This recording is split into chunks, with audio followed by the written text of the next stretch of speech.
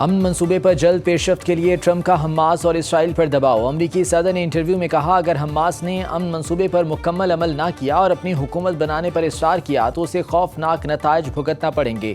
پوری امید ہے جنگ بندی معاہدہ جلد ایک حقیقت بن جائے گا۔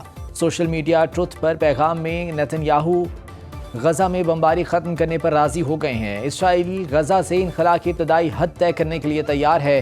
حماس کے فیصلے کا انتظار ہے۔ حماس رضامند ہو گئی تو جنگ بندی پر فوری عمل درآمد شروع ہو جائے گا، پھر قیدیوں اور یرغمالیوں کا تبادلہ شروع ہوگا۔ امریکی وزیر خارجہ مارکو روبیو کہتے ہیں اسرائیل اور حماس کے درمیان معاہدے پر بات چیت جاری ہے، جلد معلوم ہو جائے گا حماس سنجیدہ ہے یا نہیں۔ غزہ معاہدے کی کوئی 100% ضمانت نہیں دے سکتا۔ صدر ٹرمپ کے 20 نکاتی امن منصوبے پر مذاکرات کے لیے حماس، اسرائیل اور امریکی وفود کے درمیان قاہرہ میں بیٹھک ہوگی۔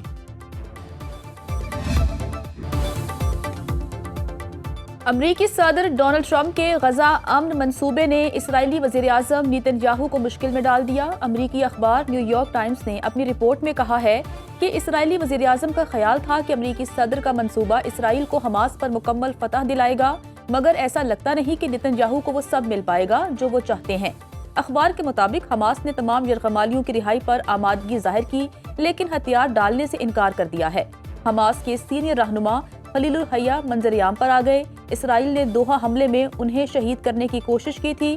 ٹرمپ جنگ بندی پلان کے باوجود غزہ میں اسرائیلی بمباری، صبح سے 11 فلسطینی شہید، 24 گھنٹوں میں 77 شہادتیں، 300 سے زائد زخمی، شہادتوں کی مجموعی تعداد 66,000 سے تجاوز کر گئی۔ 8 مسلم ممالک کا حماس کی جانب سے ٹرمپ کی تجویز قبول کرنے کا خیر مقدم۔ پاکستان، سعودی عرب، ترکی، قطر، متحدہ عرب امارات، مصر، اردن اور انڈونیشیا شامل۔ ترجمان دفتر خارجہ کے مطابق صدر ٹرمپ کی اسرائیل سے بمباری روکنے اور قیدی تبادلے کے معاہدے کے نفاذ کی اپیل کو بھی خوش آئند قرار دیا۔ وزراء خارجہ نے خطے میں امن کے قیام کے لیے صدر ٹرمپ کی وابستگی کو سراہا۔ حالیہ پیشرفت جامع اور پائیدار جنگ بندی کے قیام اور غزہ کے عوام کو درپیش سنگین انسانی صورتحال کے حل کے لیے حقیقی موقع فراہم کرتی ہے۔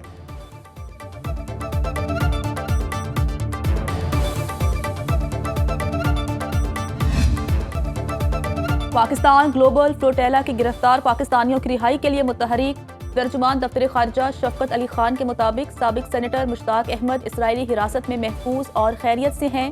دوست یورپی ملک کے ذریعے پاکستانی شہریوں سے رابطہ ہے۔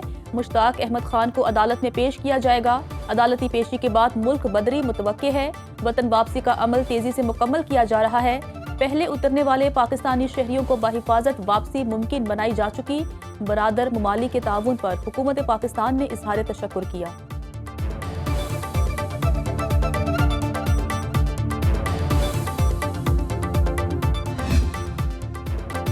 وزیر اعظم شہباز شریف سرکاری دورے پر ملائیشیا پہنچ گئے۔ کوالالمپور ایئرپورٹ پر شاندار استقبال۔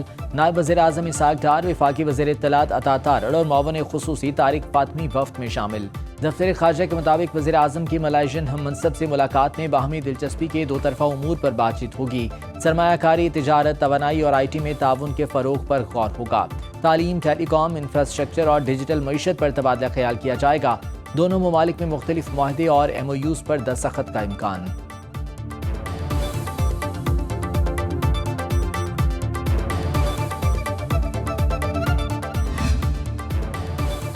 D G I S P R کا Balochistan university of information technology Quetta کا دورہ۔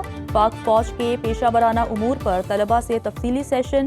لیفٹیننٹ جنرل احمد شریف چودھری نے پاک فوج کی کارکردگی اور کامیابیوں پر روشنی ڈالی۔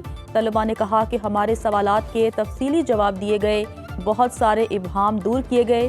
بلوچستان میں یوتھ کی آگاہی اور شعور میں اضافے کے لیے ایسے سیشنز ہونے چاہیے۔ طلباء نے معرکہ حق میں پاک فوج کی کامیابی پر خراج تحسین پیش کیا۔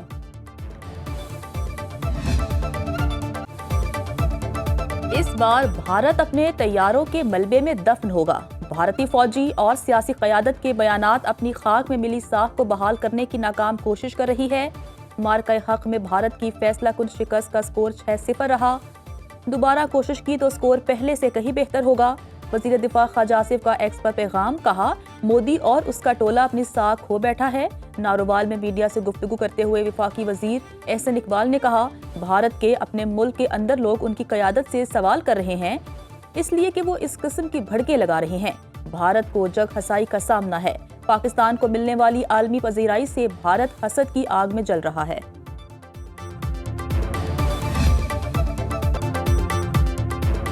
پاکستان نے اپنی حدود میں 7 بھارتی جہاز گرائے، جس کی تصدیق پوری دنیا نے کی۔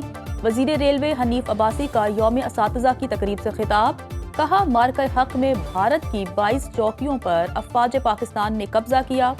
وزیر مملکت کھیل داس کوہستانی کی سہون شریف میں میڈیا سے گفتگو، بولے افواج پاکستان نے مارکہ حق میں بھارت کو تاریخی شکست دی، ہمارے فیلڈ مارشل کی بہادری کا دنیا اعتراف کر رہی ہے۔ وزیر اعظم کی سفارتی کامیابیوں سے بھارت عالمی تنہائی کا شکار ہو چکا ہے۔ پنجاب حکومت کی طرف سے مسلسل تنقید انڈائریکٹلی ٹارگٹ پیپلز پارٹی ہو رہی ہے، لیکن اصل ٹارگٹ ان کا جو وفاقی حکومت خود ہے۔ جو ان کے آپسی ایشوز ہیں پرائم منسٹر صاحب کے ساتھ یا وفاقی حکومت کے ساتھ، ہماری آڑ میں شاید اس کو سیٹل کرنے کی کوشش کی جا رہی ہے، یا ایسا ماحول پیدا کرنے کی کوشش کی جا رہی ہے کہ ہم جو ہے وہ وفاقی حکومت کو سپورٹ نہ کریں تو جس میں وفاقی حکومت کو کوئی پرابلم ہو۔ لیکن ایسی کوئی بات نہیں ہے۔ ہم پنجاب حکومت کی یہ سازش جو کہ وفاقی حکومت کے خلاف کی جا رہی ہے، اس میں ہم ان کو کامیاب ہونے انشاءاللہ تعالی نہیں دیں گے۔ پنجاب حکومت پیپلز پارٹی کے خلاف من گھڑت مہم چلا رہی ہے۔ پیپلز پارٹی کی آڑ میں اصل ہدف وزیر اعظم ہے۔ وفاق کے خلاف پنجاب حکومت کی سازش کامیاب نہیں ہونے دیں گے۔ سینئر وزیر سندھ شرجیل میمن کی کراچی میں نیوز کانفرنس، کہا وفاقی حکومت کا حصہ نہیں مگر حمایت جاری رکھیں گے۔ سندھ حکومت نے سیلاب سے نقصانات پر اظہار ہمدردی کیا۔ چیئرمین پیپلز پارٹی بلاول بھٹو نے پنجاب میں متاثرہ علاقوں کا دورہ بھی کیا۔ وزیر اعظم نے رمضان پیکج کے لیے بھی BISP کا ڈیٹا استعمال کیا۔ سندھ میں گھر بنانے کے لیے عالمی برادری سے اپیل کی۔ وزیر اعظم کے شکر گزار ہیں۔ پنجاب حکومت سیلاب زدگان کو وہ امداد نہیں دے رہی جو دینی چاہیے۔ منفی بیان بازی متاثرین سے توجہ ہٹانے کی سازش ہے۔ وزیر اعلیٰ پنجاب کا اسکرپٹ رائٹر انہیں غلط راہ پر لے جا رہا ہے۔ یہ وہی اسکرپٹ رائٹر ہے جس نے ووٹ کو عزت دو مہم چلوائی۔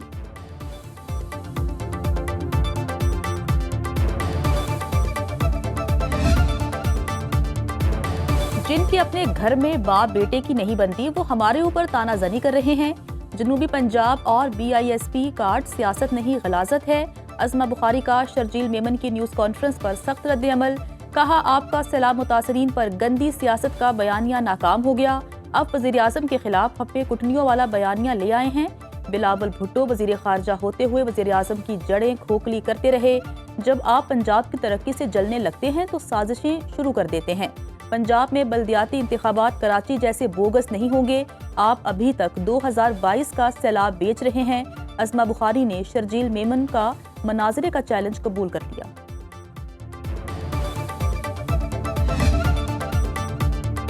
پیپلز پارٹی اور نون لیگ کا حالیہ تنازع ختم ہونا چاہیے۔ پنجاب کی دھرتی پر لگنے والے الزامات کا بھرپور جواب دیا جائے گا۔ نون لیگ کے سینئر رہنما خواجہ سعد رفیق کا لاہور میں خطاب، بولے اپوزیشن کو بھی ساتھ لے کر چلنا چاہیے۔ پاک بھارت جنگ کے دوران وطن عزیز اور فورسز کو بڑی کامیابیاں ملی۔ پیپلز پارٹی کے ترجمان شازیہ مری کہتی ہیں سیاسی لڑائی بعد میں لڑیں گے، ابھی پنجاب کے سیلاب متاثرین کی مدد ضروری ہے، ہم پنجاب حکومت کی مدد کے لیے تیار ہیں۔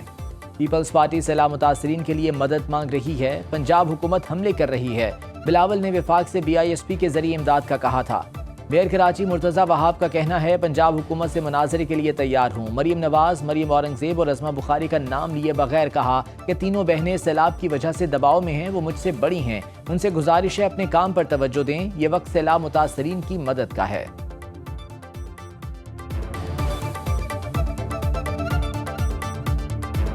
یہ تینوں بہنیں مجھ سے بڑی ہیں، میں عزت احترام کے ساتھ they are under severe pressure. 2022 میں جب سیلاب آیا تھا صوبہ سندھ میں، ہم لوگ بھی پریشر میں تھے۔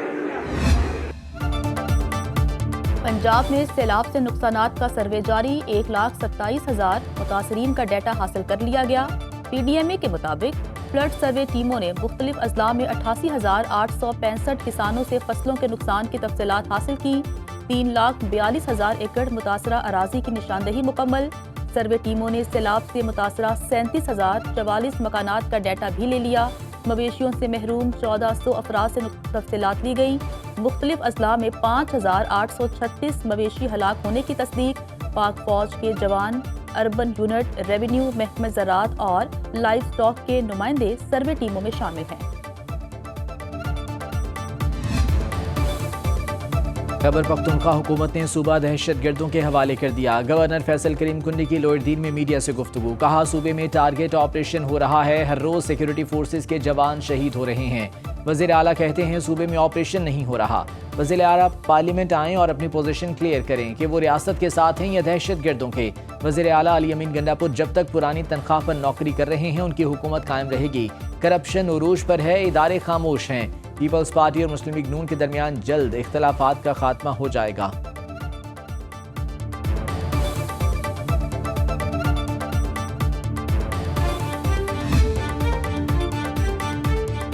पंजाब हुकूमत का सरकारी अराजी पर गंदम की काश्त का फैसला। वज़ीर आला पंजाब की ज़ेर सदारत परफॉर्मेंस इंडिकेटर्स जायजा इजलास, कमिश्नर और डिप्टी कमिश्नर्स के इलेक्ट्रॉनिक्स प्रोजेक्ट और फ्लड सर्वे भी शामिल। मरियम नवाज का आवारा कुत्तों के काटने के तसलसल पर इजहार बरहमी। सरकारी स्कूल्स के सामने रोड्स पर ज़ेब्रा क्रॉसिंग यकीनी बनाने की हिदायत। पंजाब भर में 5000 वाटर फिल्ट्रेशन प्लांट की मॉनिटरिंग का हुक्म। सरकारी अस्पतालों में मुफ्त अद्वियात की फराहमी यकीनी बनाने की हिदायत। रोटी के सरकारी निर्खनामे पर अमल दरामद का हुक्म। सफाई के लिए दरकार वर्कर्स भर्ती करने की मंजूरी।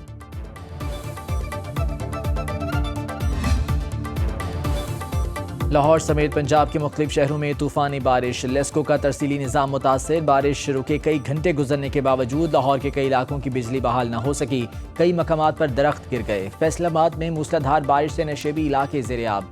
ननकाना, उकाड़ा, सरगोधा, टोबा टेक्सिंग, शोरकोट, झंग में भी बादल बरसे। 18 हज़ारी में बारिश से मकान की छत गिर गई। 2 बच्चियां जख्मी, हस्पताल मुंतकिल। खैबर पख्तूनख्वा में भी बारिशों का सिलसिला जारी। सिंध के इलाके थरपारकर में हल्की बारिश, आसमानी बिजली गिरने से खेत में काम करने वाला नौजवान जाम बहक, 2 अफराद झुलस गए।